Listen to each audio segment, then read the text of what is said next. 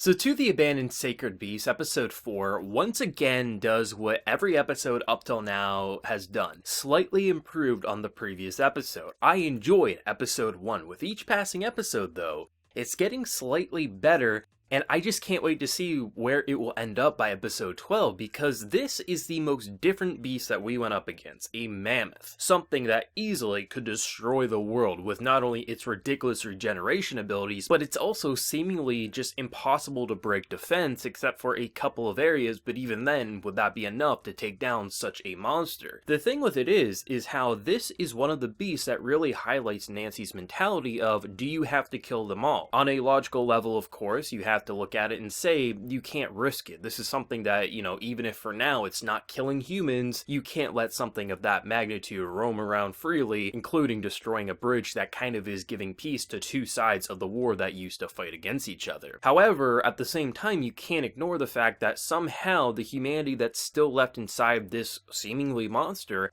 has avoided killing anyone. There's been 0 casualties, and it really highlights Nancy's mentality of wanting to tag along to not only see Hank's perspective, but also maybe convince him that not all of them deserve death. This episode was absolutely incredible. The only thing that was slightly negative about this was there was a couple of times when Hank was fighting, I believe his name was Artie, and the animation was kind of slideshow at best, but past that, this episode just had my jaw on the floor. I love the idea of this because you have basically Kane, he kind of screwed over the world. He set monsters free on the world, and of course that's not going to be good. But up till now, everyone that we've come up against, pretty much the people that they were surrounding, either just kind of went with it because you can't really say no to something that's 10 feet taller than you, or were trying to give the benefit of the doubt, but unfortunately, eventually, it kind of bit them in the ass and they lost their friends and family. This, however, is completely different. A silent wanderer just going from place to place was seemingly an objective, but what is that objective? And this episode really did a lot for Hank and Nancy's relationship, because by the time this episode wraps up, Nancy is no longer looking at Hank as a monster. She's smiling at a man who did something so just human, just a perspective that only someone like Hank could have. The desire to see the ocean is such a simple but noble dream, especially for someone who was fighting in a war. He used to draw the ocean, used to dream of one day just seeing something so empty but so vast and just full of possibilities, and that is the drive that took him there. Even in his monstrous form, just go towards the ocean, but of course, unfortunately, there's going to be something that you can't break through, that being the bridge that is their hopes and dreams. And I thought the resolution in this episode was just so emotionally touching, where you have the explosives, of course, and it was pretty brutal seeing Artie's just whole bottom of his torso just ripped apart, organs falling out, and just, it didn't look good. It was actually incredibly graphic, which is why I'm kind of surprised that wasn't censored. But at the end of the episode, after the credits, Kane basically has a girl rip another girl's throat apart. That was censored, but Artie's like organs going out weren't. I guess because maybe it was a monster, so you can get away with it, because similar to like North America, you can have like non-human combat and that can be okay for kids, but if it's human on human combat, that's where it starts getting censored. So I'm curious if it's kind of the same thing in Japan, where if you have too much graphic on human combat, that can be a little too much, but if it's something like a mammoth, something that's just so massive, it doesn't really count as graphic. I'm sure that's probably why it happened like that. But still, seeing something like that happen and just approaching the bridge, I was like, where is the final few explosives? Because he did mention it, and to see him blow apart from his eye level the ocean, because that's all he wanted, that was such a touching scene. Because for the most part, present day Hank, he seems like a stone cold bastard, someone who doesn't care, someone who just wants to kill. But of course, because of episode 1, we know that's not all he is, and he does have to do some unfortunate things because he can't let other people kill his comrades. As seen in this episode, the people who own the bridge, they tried to just blow him apart, and that would have been a very brutal death and a painful one, and they wanted to give him a peaceful resolution. And it was just so beautiful, not only just seeing Nancy stand on that bridge,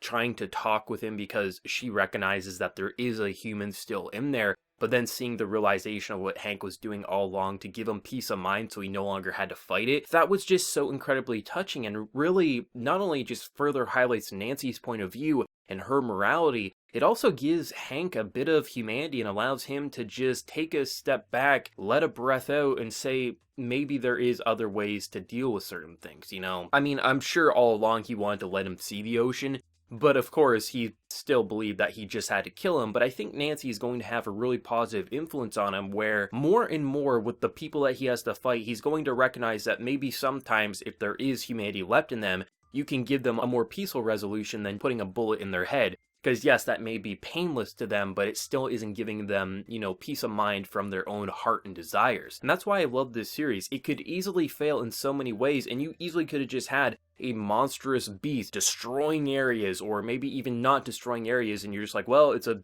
big old monster, it's going to destroy something someday, put it out of its misery. Instead, you actually got a really human side of things for such a, probably the most monstrous creature we've seen up to this point, something that could easily, with its foot, destroy an entire army. Like, that's how powerful it is, but it's actually the least threatening that we've seen up to this point, which I thought was an interesting contrast to what we've seen overall. This is what I love about this show, is how, because the monsters of the week are from our main character's point of view, someone who he trained and was a part of in this war, it really allows you to have such an emotional connection. You can just have a simple moment at the beginning of the episode of this man just drawing in his book, and you immediately understand that, man, once again, we're gonna have to take out another one of his comrades. This isn't easy for Hank, but he has to look like a killer. He has to look like someone who isn't emotional so he can get the job done. Maybe he can cry in his tent at night, but during the day, he has to make sure that he doesn't hesitate, because if he hesitates, not only could innocent people die,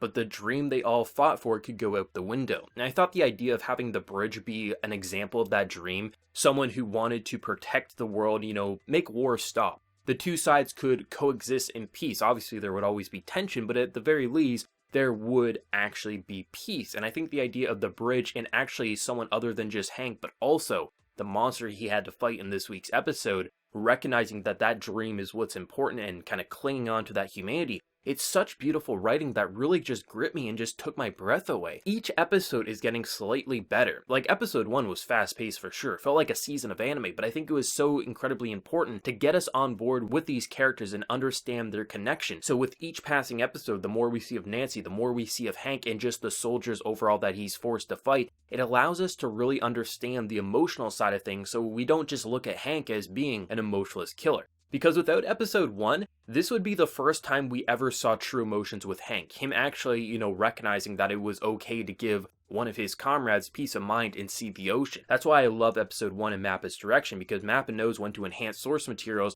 and really give the viewer just something to really make you more connected than you would have been if you just went page for page. I'm incredibly just wowed by this show. This is easily going to be a show that so many are going to skip out on. Maybe they tried episode 1 and just thought it was too fast paced, but this is one of those shows you gotta at least give 2 episodes to, I really think. Is if you see anything decent within the first episode, as long as you give it a couple of episodes, I think it's gonna hook most people. Because really, for me and for a lot of people that I'm seeing, people are saying it's getting progressively better. Even people who were iffy on this in the early stages, I'm seeing a lot more people say this is really solid right now. And I think it absolutely is. The characters are all fascinating in their own right. You kind of look at them and think, oh, Liza, Hank, Nancy, we know where these characters are going. But with each passing episode, with each monster we fight, we see the human inside that monster, and we see their perspective, and it's not just that they're killers, and it's not just like we have the bubbly, dense idiot who doesn't want to kill. She's recognizing what Hank's doing, and that morality is going to allow him to question things from time to time. Maybe say, do we just have to put him out of his misery, or is there actually humanity lingering there, and can we give them a more peaceful resolution? Because